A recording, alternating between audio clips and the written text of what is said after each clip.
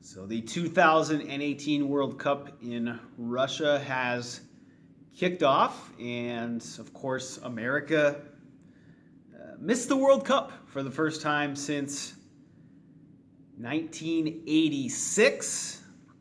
And we must understand the whys behind what happened. Now, when we look at USA actually missing the World Cup, it could have very easily have gone the other way. And one single goal, a few inches, could have put the USA into the World Cup. And I know that football operates in that manner. I don't put a lot of stock into one-offs. I like to look at the data, the trend over time. For example, if we look at Brazil or Germany over time, cycle after cycle, versus the USA's performance cycle after cycle, or our club team performance year after year in the US versus other top soccer nations around the world. That's what I really judge things by.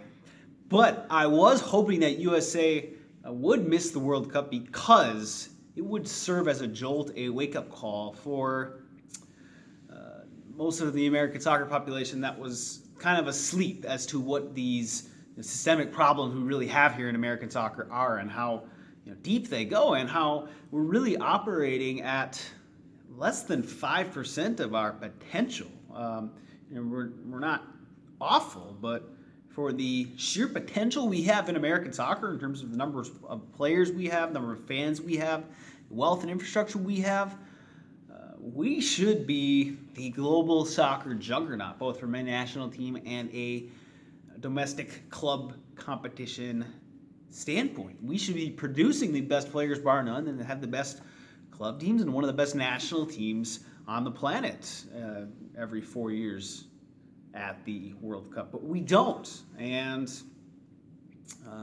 this 2018 disaster serves as a wake-up call to get a majority of Americans to start thinking about what's really going on in American soccer. How are things structured, and why are we kind of mired in mediocrity? Why are we treading water? We heard maybe 20 years ago, okay, give it time, but we're 20 years later, and we really haven't moved forward much. This type of disaster kind of wakes up. It's a shot of cold water for the American soccer public. But now we need to really examine what the root causes are of USA Soccer's problems. And people say, oh, well, it's a rich person's sport, pay to play. You have to pay thousands of dollars to play. We don't have the soccer culture here in America. And those are kind of symptoms that people are seeing on the surface. But then it goes back to, well, what is the root cause of that? So, for example, pay to play in itself, a good or service like soccer coaching or soccer programs, teams should cost money. People shouldn't be expected to provide those services for free. The question is, who is paying for those services? In normal open systems around the world, the pay-to-play does exist, but the main pipeline that clubs and national teams rely on is a free-to-play pipeline that is funded by independent and unlimited clubs who have incentive to build free-to-play academies and scouting networks because they have a chance to win their place into Division I, and they're unlimited and allowed to win themselves into regional and international club competition. When you look at the flip side, here in America, we have one single club, one single company, MLS, given exclusive control of the U.S. Soccer Division I sanction. And thousands of other soccer clubs and millions of other people in American soccer are excluded. They have zero hope at making it to the top of the American soccer ecosystem. That is fundamentally un-American and fundamentally against the very essence of global soccer. Global soccer is about inclusion and opportunity at its essence. That's why it's had such wild popularity throughout history, and that's why it's still so popular today and even growing because it is so inclusive and the barriers of entry are so low. The competition scope is open to so many throughout the world, but we do it just the opposite here in America. So we're forced to rely on our pay-to-play system only, which of course means that only people in certain areas or with certain amount of money, or people who are seen by a certain group of people, or people who are grandfathered in, part of the good old boys club, or who are able to politics their way into staff or coaching or playing positions, versus the flip side, which is a merit-based system. You're seeing an American soccer that has to rely completely on a pay-to-play system. So we naturally think that pay-to-play is the evil that we have to eradicate. When we don't need to touch pay-to-play at all. We just need to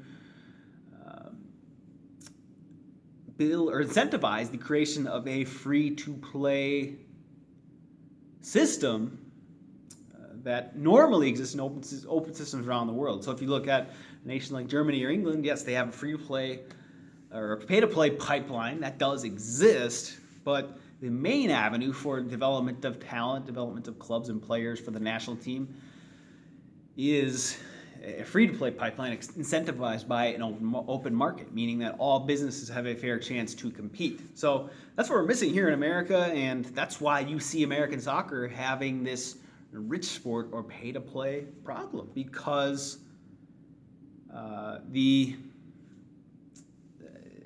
that's what we're completely relying on. All people who are maybe in underserved communities or ethnic minority groups are soccer first majority here in America are for the most part left out of opportunities. So that's what we need to look at. We need to dig deeper into the whys behind American soccer's issues. When we see a symptom, dig a little bit deeper than just what you see on the surface. And for people say, "Oh, we don't have soccer culture yet." Well, soccer is already a big sport in America. USA has 330 million people. We can have other big U.S. sports and soccer as a big sport too. We don't have to have soccer as the only show in town here in America.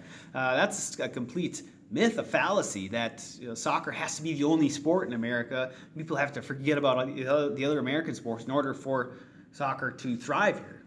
It doesn't need to be that way. There are 24 million soccer players in America. You have to think at least that many soccer first fans in America. So we've got the soccer culture here, the soccer first demographic. Soccer is a big sport here in America.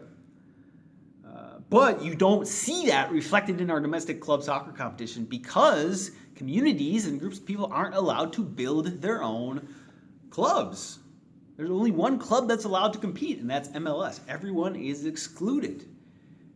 Maybe one team will be accepted into Club MLS and they'll pay their $250 million expansion fee, but millions of other people in America are excluded from Division I, flat out left out.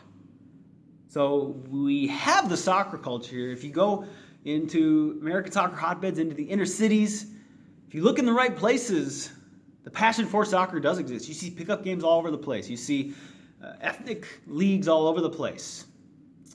Not to mention, the suburban demographic that already exists that we see so much of at the youth level, so that's highly visible. So we love soccer here in America, and of course, not to mention our sky-high TV ratings for foreign club soccer, and when foreign clubs or international teams come here to America, we usually sell out the large NFL stadiums for those matches. So we love soccer. We have a soccer culture that is ready to be unleashed. All we need to do is change one policy. Open the market. Let all people and all clubs have a fair seat at the table in the American soccer ecosystem. Then and only then will we be able to compete with the great soccer nations around the world that align with FIFA's merit-based promotion relegation policy. So if you like this video, make sure to share it out all across your social media channels and also subscribe right here to my channel. And I'll talk to you soon.